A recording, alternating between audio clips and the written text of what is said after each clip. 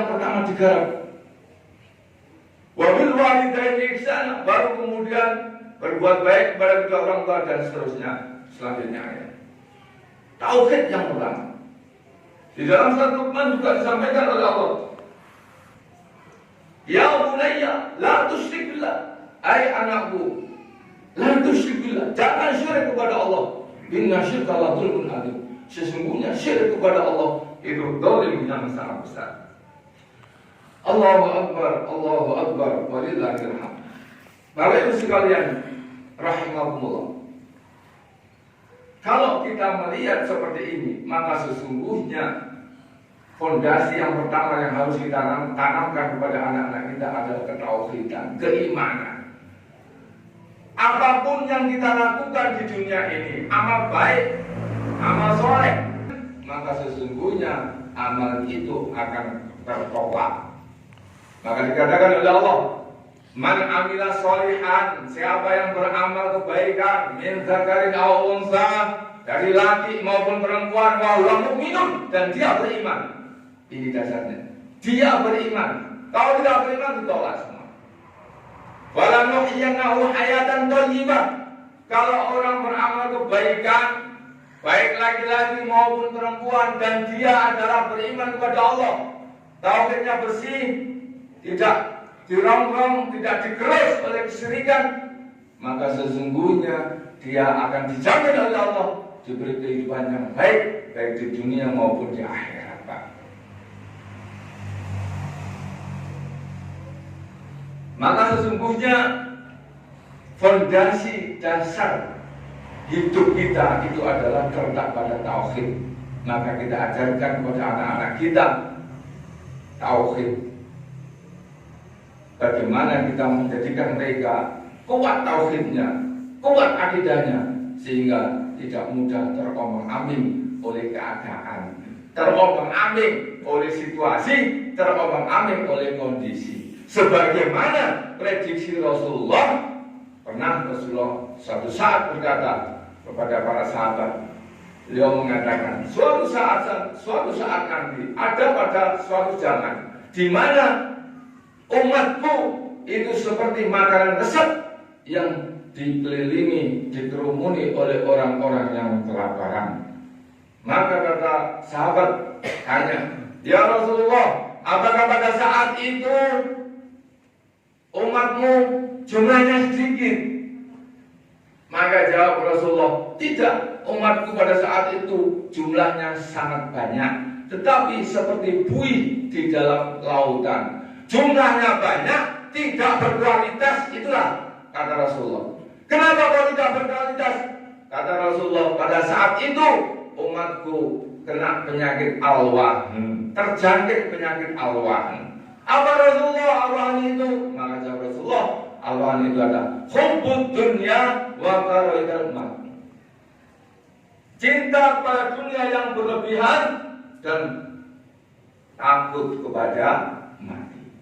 Kalau anak-anak kita akidahnya kuat, tauhidnya kuat, maka insya Allah tahan Pak terhadap bandingan kondisi apapun, ditawari apapun. Kenapa? Mereka tahu bahwa anak-anak kita tahu yang keimanannya kuat itu, mereka tahu bahwa alladzi khalaqal mauta wal hayata liyabluwakum ayyukum ahsanu amala.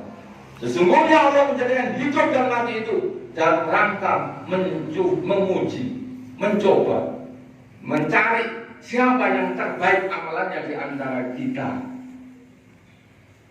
Allahu Akbar, walillahil hamd.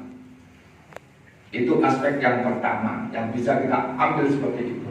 Yang kedua, Bapak Ibu sekalian, ibadah kurban ini mengandung aspek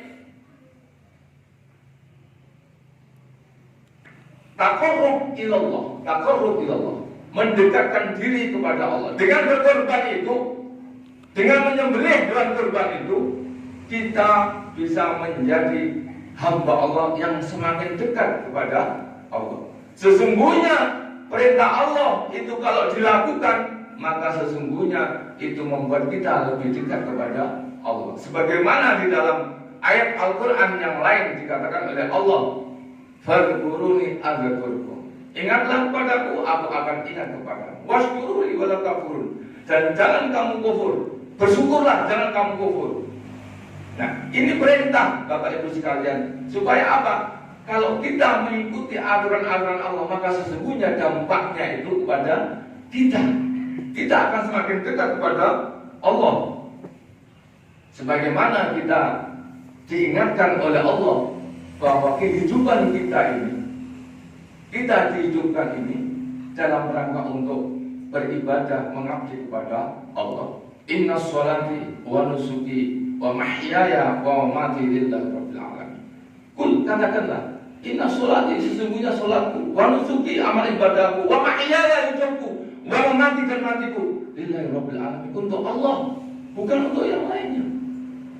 Kalau sudah hidup itu didasari atas ayat ini, maka sesungguhnya tidak ada yang berat, Pak, dalam perintah kurban. Mengapa kita berat berkorban hanya 2,5 juta atau 3 juta dalam setahun? Bahkan kadang-kadang seumur hidup belum pernah berkorban. Coba kalau kita bandingkan dengan Nabi Ibrahim yang disuruh menyembelih putranya. Jauh, Pak, kita jauh. Kalau kita mempunyai niat yang kuat, maka sesungguhnya tidak ada yang tidak mungkin. Allah pasti akan membantu kalau kita sudah punya niat yang kuat. Tetapi kalau kita kemudian akhirnya lengah karena kita pikir, karena kita enggan mengeluarkan harta, maka sesungguhnya Allah sudah mengingatkan kita semua, Pak. Ya ayyuhalladzina amanu, hai orang-orang yang beriman, la tulhikum amwalukum wala auladukum an dzikrillah. Janganlah menjadikan anakmu, pekerjaanmu, hartamu, kesibukanmu itu membuat kamu lupa kepada Allah. Wa may yaf'al dzalika, dan barang siapa yang melakukan itu, artinya karena dikasih kesibukan, dikasih pekerjaan, dikasih harta yang berlimpah dan anak, kemudian akhirnya lupa pada Allah, disuruh korban gak mau, suruh ke masjid juga gak mau, berjamaah juga enggak, faulai kaumul khasirun, maka dia termasuk orang yang rugi. Kenapa kau rugi? Maka sesungguhnya Allah memberikan satu statement, inna a'tainaka kau, sungguh nikmat yang sudah aku berikan kepadamu sangat banyak. Bapak Ibu sekalian, nikmat yang kita terima dari Allah, kita nikmati, kita rasakan sangat banyak, Pak. Hitung sehari saja kita nggak bisa menghitung, Pak. Kalau kita sakit baru terasa nikmat itu. Maka perintahnya hanya 2, fasholli li rabbika wanhar, sholatlah kamu dan berkurbanlah. Juga nikmat yang luar biasa. Kita hanya setahun sekali berkorban. Tetapi kalau itu tidak dilakukan, maka sesungguhnya kita tidak akan mendapatkan kedekatan diri kepada Allah. Bagaimana bisa dekat kepada Allah yang kita pikir? Bagaimana bisa dekat kepada Allah yang kita tak mau mengeluarkan sesuatu yang diperintahkan oleh Allah? Maka sesungguhnya kita tidak hanya tidak dekat kepada Allah, tetapi kita malah diperintah oleh Rasulullah, gak usah dekat-dekat dengan masjidnya Rasulullah. Makanya saatan, siapa yang punya kemampuan walam yudrohi dan dia tidak korban, walam yakrobanna musallana, maka tidak usah dekat-dekat dengan masjidku. Artinya apa, Pak? Mampu tak korban, maka sesungguhnya percuma sholatnya. Percuma. Tidak akan bisa membuat kita dekat kepada Allah, tidak akan bisa menambah ketakwaan kita kepada Allah. Karena apa? Karena kita pikir, Pak, ini yang kedua. Yang ketiga, satu aspek yang terakhir yang membuat kita bisa mengambil ibrah dari kurban ini adalah ta'awun, Pak. Saling tolong menolong. Ibadah kurban ini adalah ibadah sosial, Pak. Selain bisa membuat kita dekat kepada Allah, maka sesungguhnya kurban yang kita lakukan itu bisa membuat orang lain bahagia, Pak. Apalagi di tengah kondisi wabah seperti sekarang ini. Jangankan cari duit Pak, sholat aja susah. Disuruh jarak 1 meteran, disuruh di rumah, tidak boleh dalam masjid. Kalau belanja tidak apa-apa. Nah, sudah. Bekerja susah, sholat susah, beribadah juga susah. Apalagi dalam kondisi seperti ini Pak. Maka sesungguhnya ibadah kurban dampaknya sangat luar biasa kepada teman-teman kita, kepada sahabat-sahabat kita, saudara muslim. Jangan sampai kemudian ada di daerah 100% itu murtad itu karena ada yang mengirimi Pak. Ada yang menyantuni Pak. Sementara kita sendiri tidak mau tahu dengan saudara kita. Padahal di dalam Al-Quran dikatakan innamal mu'minuna ikhwatun, sesungguhnya kaum itu orang beriman itu bersaudara. Faslihu baina akhwaikum, maka berbaik-baiklah pada sesama saudara. Sesungguhnya ibadah kurban ini adalah ibadah sosial, dampaknya luar biasa kepada orang-orang yang membutuhkan Pak. Sekarang di beberapa tempat banyak yang nggak berkurban, di masjid-masjid banyak yang tutup di Surabaya. Karena apa? Takut corona, nggak ada yang kurban. Akhirnya apa? Banyak orang-orang yang tanya kok nggak kurban, orang-orang yang miskin yang sekarang malah berjubit tuh, tidak dapat penghasilan, berkurang penghasilannya, bahkan tidak dapat sama sekali. Mengharapkan itu Pak. Dampaknya luar biasa kurban ini. Oleh karena itu